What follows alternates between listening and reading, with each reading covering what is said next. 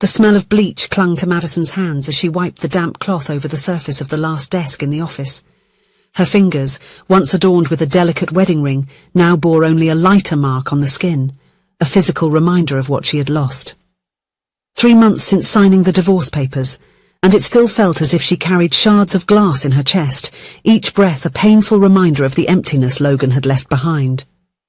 The digital clock in the corner of the room flashed 11:45 p.m. Madison sighed, stretching her aching back. The offices of Nexus Corporation were vast and silent at night. Exactly what she needed. The night job was not just a financial necessity after the divorce had drained her savings, but also an escape.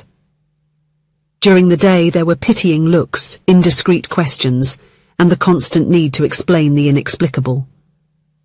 Why did he leave? The question she herself could not answer. Logan, her husband of 6 years, had simply vanished from her life. First, there were the strange silences, then the sudden weekend trips, the distant looks when she talked. It all culminated in a 15-minute conversation on a Sunday afternoon, where he simply said, "I can't do this anymore," and left, leaving her in a whirlwind of unanswered questions. Madison placed the cleaning materials in the cart and pushed it down the hallway. The emergency lighting cast elongated shadows on the marble floor, creating a ghostly play that accompanied her steps. The office building, so vibrant during the day, transformed into a labyrinth of mysteries at night. "Hey, Maddie, I finished the 3rd floor." The familiar voice made Madison turn around. Olivia was approaching, her dark hair tied up in a messy bun. It was strange how life takes turns. The ex-sister-in-law, Logan's sister, had been the one to reach out when Madison needed it the most, getting her this job at the cleaning company. "Thanks, Liv. I'm almost done here too." Olivia smiled, but Madison noticed the hesitation in her eyes, that look she had carried since Logan left. It was as if she was holding something back, a secret too heavy to share. Madison remembered. "We still have that meeting room at the end of the hallway. Let's finish together and then we can go. I'm exhausted." They walked side by side, their steps echoing down the empty corridor. The silence between them wasn't uncomfortable. After 3 months of working together, they had developed a new dynamic, a friendship born from the ashes of a failed marriage.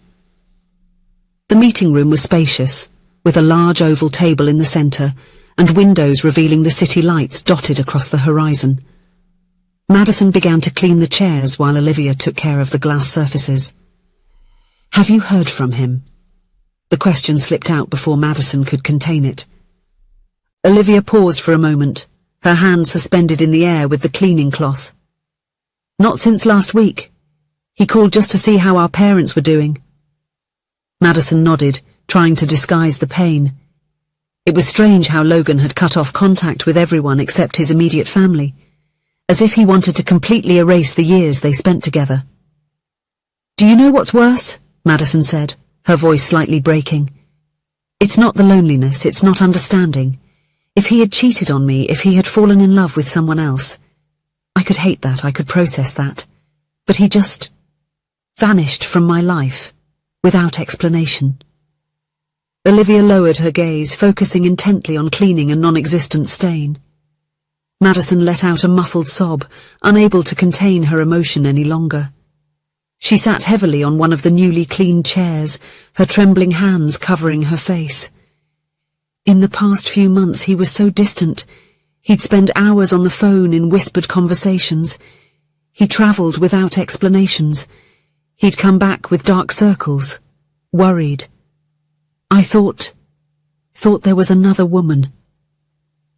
The tears were falling freely now, staining her navy blue uniform. 6 years, Liv. 6 years, and he didn't trust me enough to tell me what was going on. Olivia dropped the cloth and approached, kneeling beside Madison. Her eyes, so similar to Logan's, were brimming with tears. "Madison, She hesitated, biting her lower lip. "What?" Madison lifted her face, noticing the conflicted expression of her former sister-in-law. The silence stretched for a few tense seconds until Olivia finally took a deep breath, as if gathering the courage to dive into unknown waters. "I know why he left you." The words hung in the air like a heavy storm cloud. Madison felt her heart race, her breathing becoming shallow. "What? You knew all this time?" Olivia nodded, a tear rolling down her cheek. "I promised him I wouldn't tell.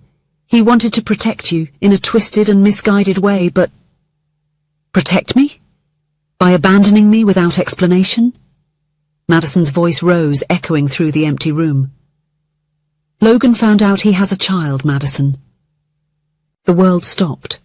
The hum of the air conditioner, the distant glow of the city lights, everything seemed to freeze in that moment. "A child?" Olivia nodded, wiping a tear from the corner of her eye with the back of her hand. "A 10-year-old boy, Ethan. His mother, Corinne, was a college girlfriend before Logan met you. They broke up and lost contact. She never told him about the pregnancy." Madison felt like the ground had disappeared beneath her feet. "But why now? Why didn't he just tell me?" "Corinne died 6 months ago." Olivia held Madison's trembling hands. "The boy went to live with his maternal grandmother, an elderly woman. She got in contact with Logan through old college friends. He was notified that he had a child and that he needed to decide whether to take responsibility, since the grandmother was unable to raise the boy on her own." The pieces began to fit together in Madison's mind. The sudden trips, the secret calls, the growing emotional distance.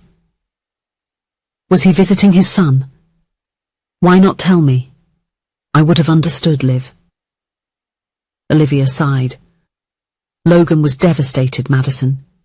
Guilty for not being there for 10 years, even without knowing the boy existed. Ashamed to bring this situation into your marriage. He told me he looked at you and saw all the plans you had made, the home you were saving to buy, the children you planned to have together.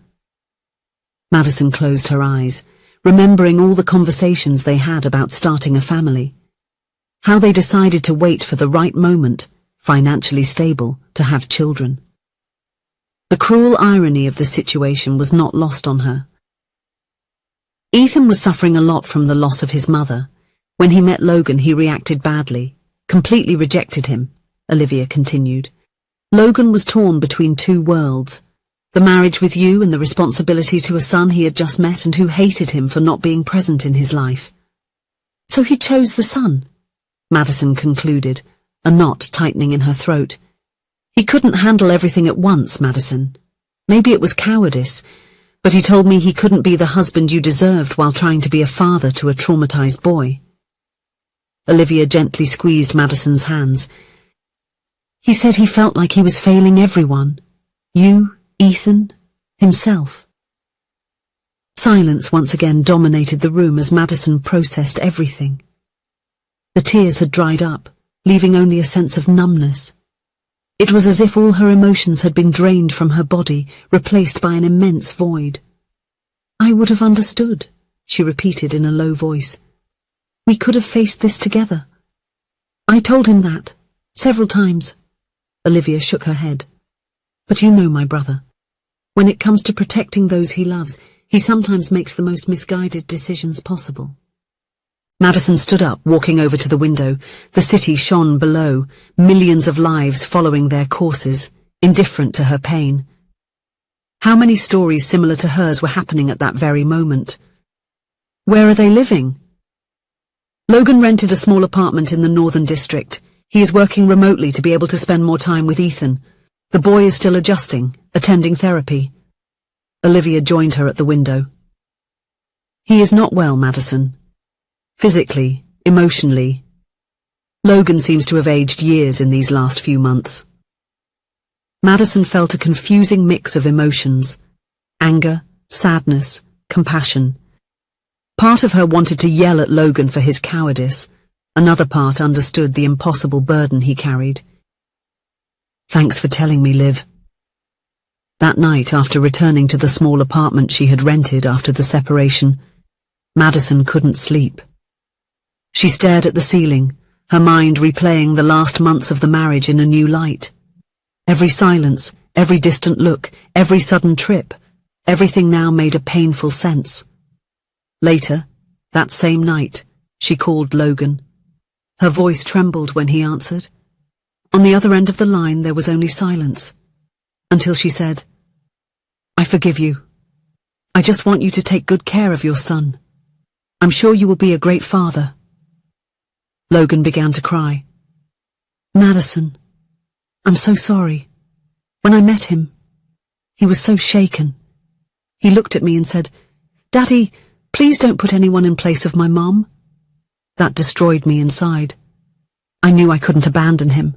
I didn't know he existed, and suddenly he was everything. I had to be a father. He is my priority now, that's why I left. Not because I didn't love you, but because I was trying to do what was right.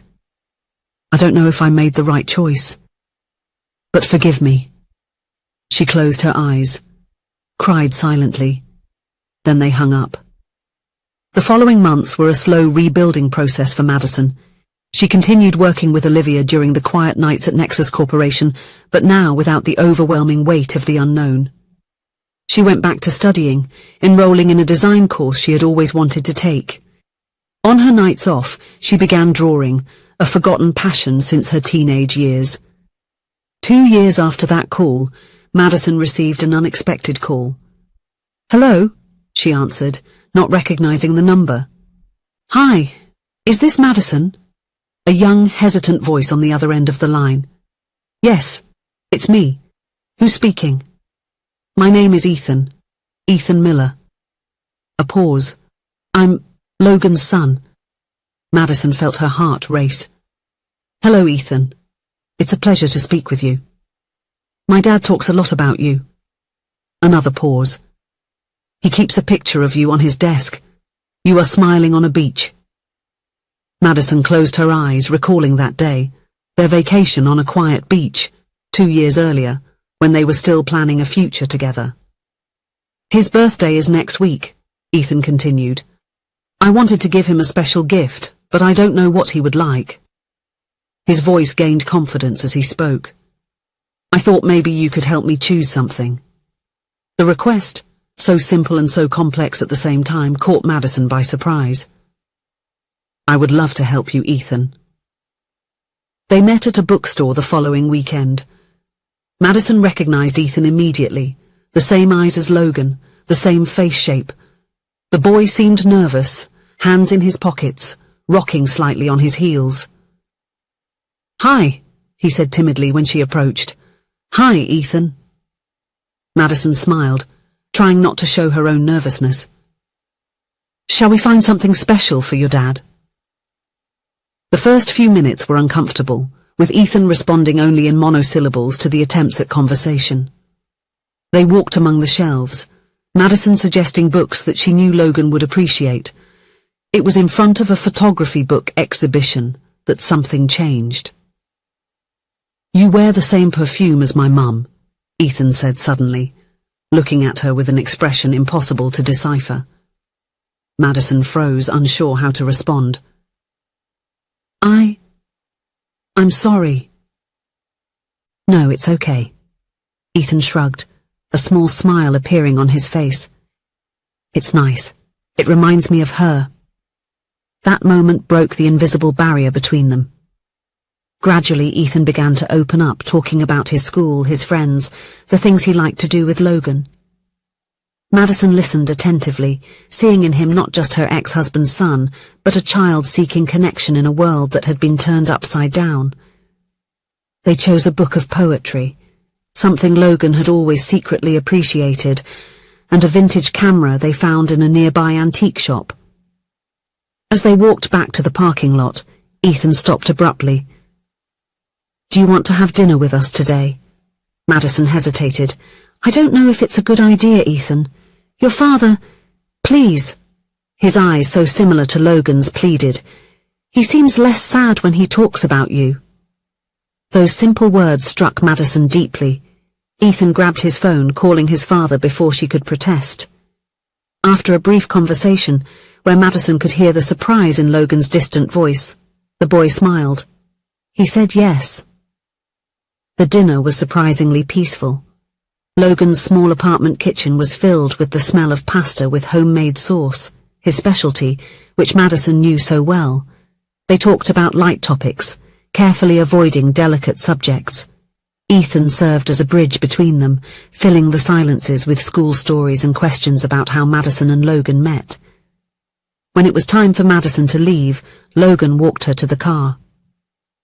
"Thanks for coming," he said, standing beside her on the sidewalk. "It means a lot to Ethan, and to me." Madison looked at him under the soft glow of the street lamp. The man before her was no longer a stranger, but he wasn't the same as before either. He was someone new, shaped by extraordinary circumstances, carrying both the weight and the joy of his new reality. "He's an amazing boy, Logan."